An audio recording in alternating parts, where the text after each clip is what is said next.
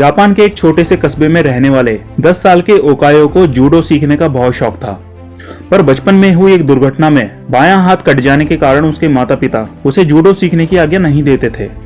पर अब वो बड़ा हो रहा था और उसकी जिद भी बढ़ती जा रही थी।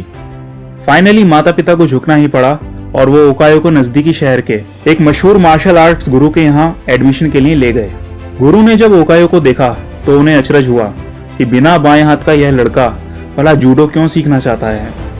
उन्होंने पूछा, तुम्हारा तो बायां हाथ है ही नहीं, तो भला तुम और लड़कों का मुकाबला कैसे करोगे।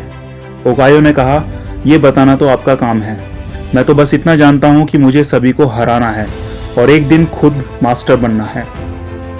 गुरु उसकी सीखने की दृढ़ इच्छा शक्ति से काफी प्रभावित हुए और बोले, ठीक है, मैं तुम्हें सिखाऊंगा, लेकिन एक शर्त है, तुम मेरे हर एक निर्देश का पालन करोगे और उसमें दृढ़ विश्वास रखोगे। ओकायो ने सहमति में गुरु के सामने अपना सर झुका दिया। गुरु ने एक साथ लगभग 50 छात्रों को जूडो सिखाना शुरू किया।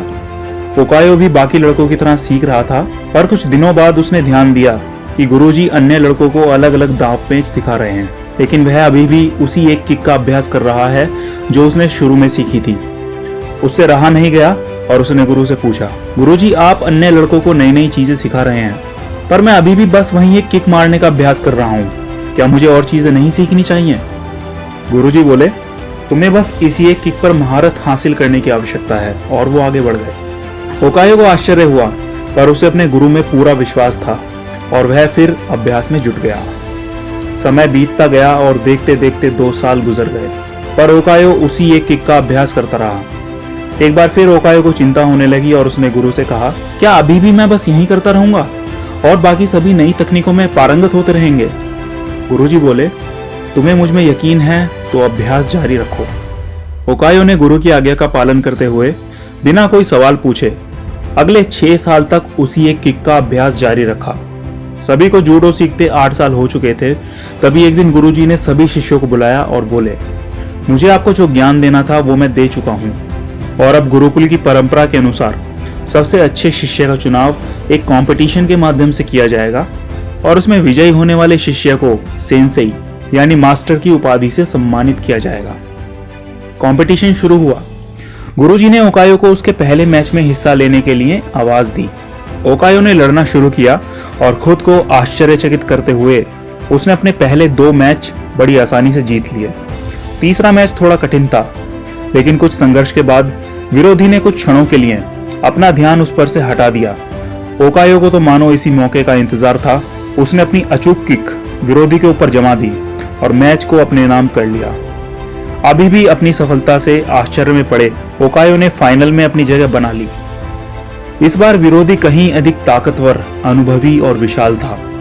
देखकर ऐसा लगता था कि ओकायो उसके सामने 1 मिनट भी नहीं टिक पाएगा।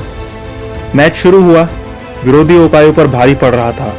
रेफरी ने मैच रोककर विरोधी को विजेता घोषित करने का प्रस्ताव रखा, लेकिन तभी गुरुजी ने उसे रोकते हुए कहा, नहीं, मैच पूरा चलेगा। मैच फिर से शुरू हुआ।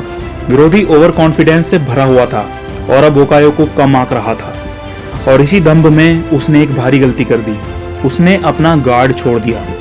ओकायो ने इसका फायदा उठाते हुए 8 साल तक जिस किक की प्रैक्टिस की थी उसे पूरी ताकत और सटीकता के साथ विरोधी को ऊपर जड़ दी और उसे जमीन पर धराशायी कर दिया। उस किक में इतनी शक्ति थी कि विरोधी वहीं मूर्छित हो गया और ओकायो को विजेता घोषित कर दिया गया। मैच जीतने के बाद ओकायो ने गुरु से पूछा, मास्टर, भला मैंने यह प्रतियोगिता सिर्फ एक मूव सीखकर कैसे जीत ली। गुरुजी ने उत्तर दिया, तुम 2 वजहों से जीते।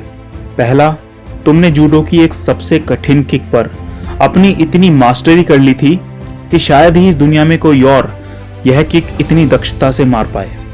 और दूसरा कि इस किक से बचने का एक ही उपाय है, और वह है विरोधी के बाएं हाथ को पकड़कर उसे जमीन पर गिराना।